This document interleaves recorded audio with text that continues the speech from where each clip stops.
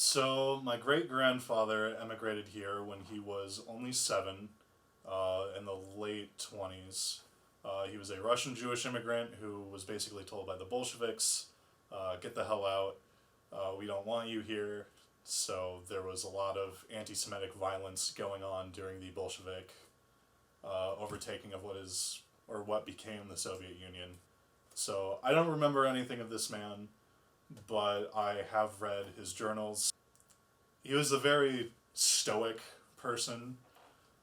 Didn't show how anything got to him, but like when you actually read everything, it was actually like really traumatizing for him, and it was just interesting to read. Third-year history major at Wartburg College, Maxwell Weber has not limited himself to studying the history of the world, but he has also made large strides to study his family's Russian background as well.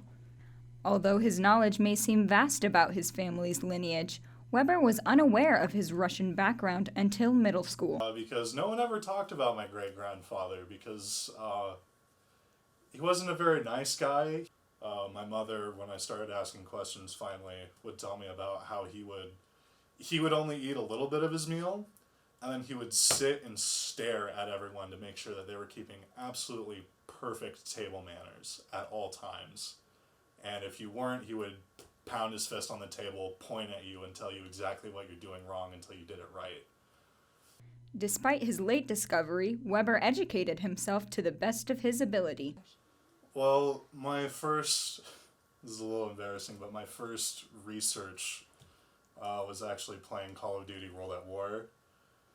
But I started reading like personal histories, checking out books in the library, looking up things online, YouTube videos, consuming media. I've seen a couple Russian movies. Along with his various sources and books, Weber has collected other Russian items along the way. I've got a couple watches, like this pocket watch. This one, actually, a friend got me. They found it on Etsy.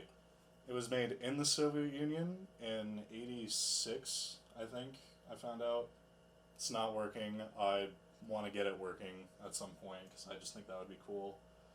I've got a couple shot glasses and a flask that I think are kind of cool. A little KGB lighter. Weber does not regret his journey to learn about his Russian roots. But at the very least, I think it's a good thing to know where you come from, where your roots are. You might find some things that surprise you. Yeah, it's not the most important thing in your life, but I think it's kind of important to like just trying to figure out who you are, how you got there.